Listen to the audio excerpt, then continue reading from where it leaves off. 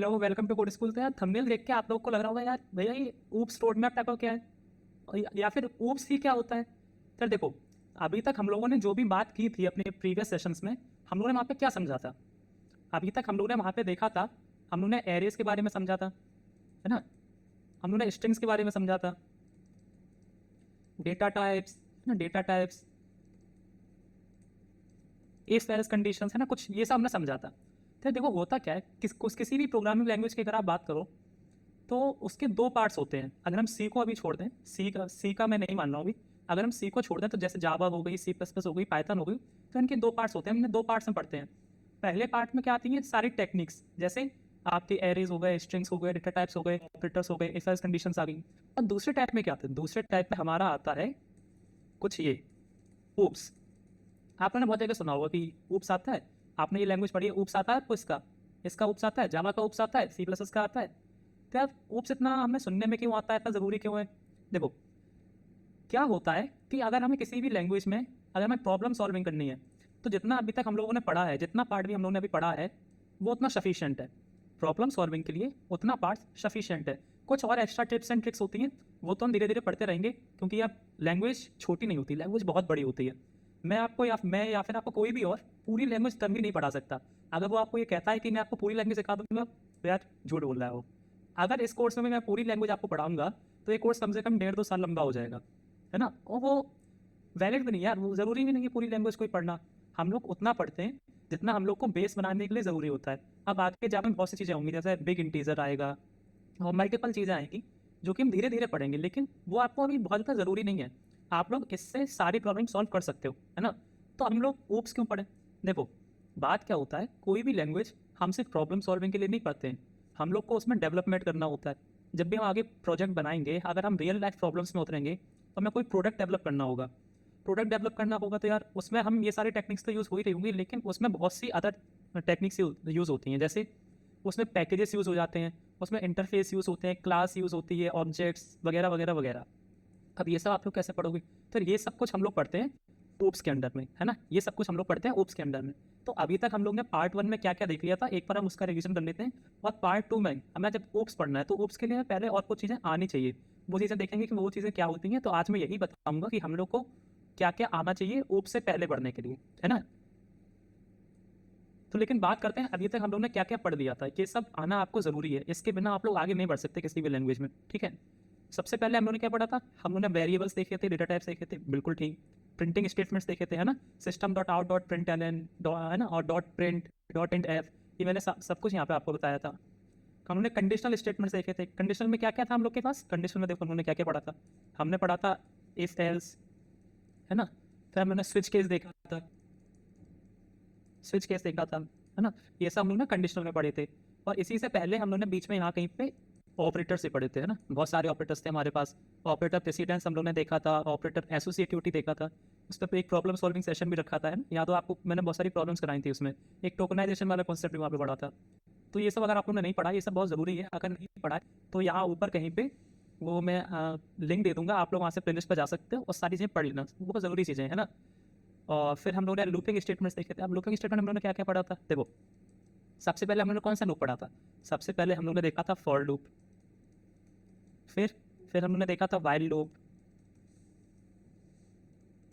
While loop हमने do while loop भी देखा था क्या होता है, डू वाइल लूप भी देखा था। ये सारे मैंने आपको अच्छे से पढ़ाए थे। मुझे याद है मैंने इनका सिंटेक्स बताया था, रोड मैप, वो अरे रोड मैप, फ्लो चार्ट बताया था, सॉरी रोड मैप नहीं, फ्लो चार्ट बताया था इसका मैंने, फ्लो चार्ट बताया था। और सारी चीज़ें से बिल्कुल प्रोग्राम वाइज करके दिखाई थी, ठीक है। आगे आते हैं, आगे हम लोगों ने स्ट्रिंग्स पढ़ी थी। हाँ, स्ट्रिंग्स बहुत ज़रूरी थी। स्ट्रिंग्स पढ़ी थी, स्ट्रिंग्स के मेथड पढ़े थे, कैसे ये बनाते हैं, कैसे इनका काम होता है ना, इस पर आइट्रेशन कैसे होती है, वो सारी चीज़ें हमने स्ट्रिंग्स में देख ली थी।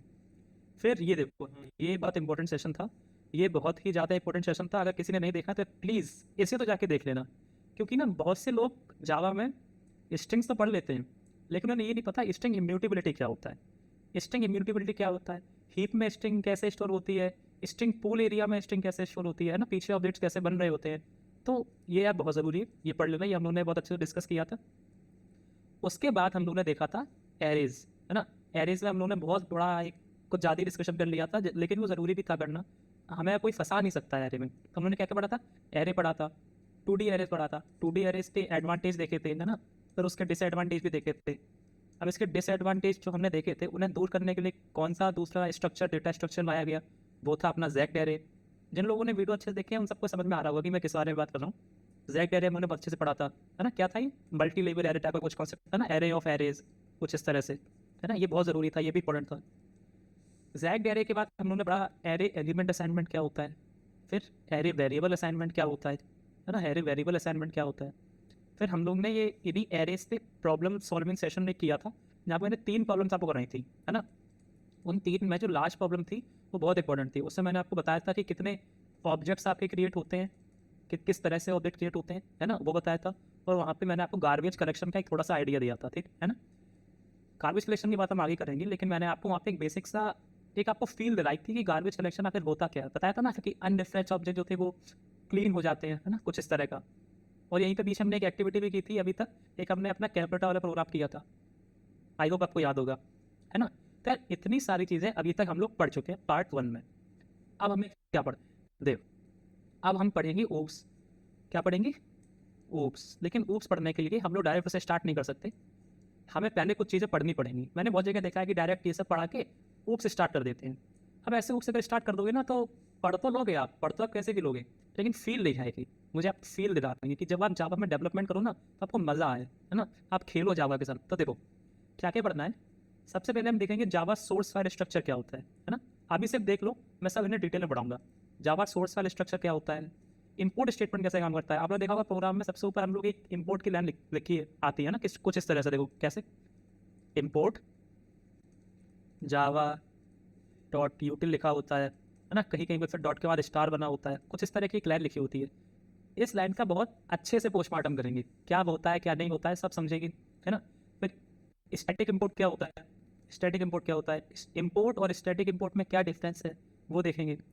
हम लोग पैकेजेस की बात करेंगे, पैकेज बहुत ज़रूरी है। जब भी हम कोई प्रोजेक्ट कर रहे होते हैं तो वहाँ पे पैकेजेस यूज़ होते ही होते हैं, और बहुत से लोगों को इनमें कन्फ्यूजन होता है कि ये रन कैसे करते हैं, क्या कमांड लिखी जाती है, बात कर लेंगे अच्छे से। क्लास, अगर हम ओप्स पढ़ रहे हैं और अगर आपने क्लास नहीं पढ़ी तो मतलब आपने कुछ नहीं पढ़ा। क्लास हमें पढ़नी पड़ेगी, पब्लिक क्लास क्या होती है, डिफॉल्ट क्लास क्या होती है ना, ये सब पढ़ेंगे। एक्सेस मॉडिफायर्स क्या होते हैं देखेंगे। जनरली हम लोग क्या करते हैं, हम लोग तीन चार ही एक्सेस मॉडिफायर जानते हैं। कौन कौन से? पब्लिक, प्रोटेक्टेड, प्राइवेट और एक डिफ़ॉल्ट। जनरली हम लोग ये 4 एक्सेस मॉडिफायर जानते हैं। क्या हम इन 4 को पढ़ेंगे? नहीं भाई, हम इन 4 को नहीं पढ़ेंगे। जावा पूरे 12 एक्सेस मॉडिफायर को सपोर्ट करता है, हम लोग वो सारे 12 के 12 एक्सेस मॉडिफायर अच्छे से पढ़ेंगे, अच्छे से मतलब अच्छे से, है ना। फिर हम लोग पढ़ेंगे क्या, इंटरफेसेस। अब इंटरफेसेस थोड़ा बड़ा टॉपिक है, लेकिन इसके जो सब टॉपिक्स हैं ना वो छोटे छोटे हैं और ज़रूरी हैं। इंटरफेसेस हम लोग इंट्रोडक्शन उसका देखेंगे। इंटरफेसेस मेथड्स क्या होते हैं, वेरिएबल्स क्या होते हैं, नेमिंग कॉन्फ्लिक्ट्स क्या होता है, और मार्कर इंटरफेसेस क्या होते हैं, ठीक है, ये सब पढ़ेंगे। इंटरफेसेस के बाद एक छोटा सा कॉन्सेप्ट आता है एडेप्टर क्लासेस, एडेप्टर क्लासेस देखेंगे। फिर इंटरफेसेस, एब्स्ट्रैक्ट क्लास और कॉन्क्रीट क्लास। आपको कुछ समझ में नहीं आ रहा होगा, मुझे पता है। अभी इंटरफेस क्या होता है, एब्स्ट्रैक्ट क्लास क्या होता है, कॉन्क्रीट क्लास क्या होता है, लेकिन ये सब लोग हम डिटेल में पढ़ रहे होंगे, है ना, ठीक है। उसके बाद न्यू और कंस्ट्रक्टर, इनका क्या रिलेशन होता है, न्यू कीवर्ड क्या काम करता है, कंस्ट्रक्टर क्या क्या होता है, ये कंस्ट्रक्टर ऑब्जेक्ट से कैसे रिलेटेड होता है, ये सब कुछ पढ़ रहे होंगे। जब हम इतना पढ़ लेंगे तब हम एलिजिबल हो पाएंगे क्या सीखने के लिए, बिल्कुल सही, तब हम एलिजिबल हो पाएंगे ऊप सीखने के लिए, है ना। ये सारी चीज़ें हमारे वो हथियार हैं जो हम ऊप से लड़ते समय यूज़ करेंगे, और हमें बहुत मज़ा आएगा। हम हर बार कोई टॉपिक पढ़ेंगे, समझ में नहीं आएगा, फिर से पढ़ेंगे, समझेंगे क्या है और जीतेंगे, ठीक है, यही होता है। हम कभी हारते नहीं हैं, या तो हम सीखते हैं या तो हम जीतते हैं, है ना, यही है। तो ऊप्स पढ़ लेंगे, ठीक है यार। तो ये हमारा कुछ रोड मैप होने वाला है ऊप्स की तरफ। मैंने पार्ट 1 में आपको सब कुछ समझा दिया है, एरेस वगैरह, वो आप लोग आगे और पढ़ते रहेंगे अपने एंड से। आप लोग उसमें नई नई चीज़ें सर्च करेंगे कैसे काम करती है चीज़ें। आपको एरेस से बहुत ज़्यादा मेहनत करनी है, एरेस पे आपको प्रॉब्लम सॉल्विंग करनी है। एरेस जो है ना वो 2 तरह से पढ़ा जाता है। एरेस को पढ़ने के 2 तरह के पॉइंट ऑफ व्यू होते हैं। एक तो लैंग्वेज के पॉइंट ऑफ व्यू से, जो मैंने आपको पूरा पढ़ा दिया। दूसरा डेटा स्ट्रक्चर के पॉइंट ऑफ व्यू से। अब डेटा स्ट्रक्चर के पॉइंट ऑफ व्यू से कैसे होगा, डेटा स्ट्रक्चर पे एक और वीडियो बनेगी, एक पूरी प्लेलिस्ट बनेगी, लेकिन अभी उसमें बहुत समय है। पहले हम लैंग्वेज भी सीख लेंगे, उसके बाद हम लोग डेटा स्ट्रक्चर पे जाएंगे।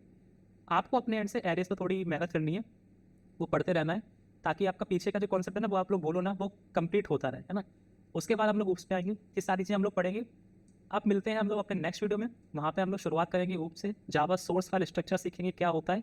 ठीक है, मिलते हैं नेक्स्ट वीडियो में, तब तक के लिए keep learning, keep exploring, bye bye.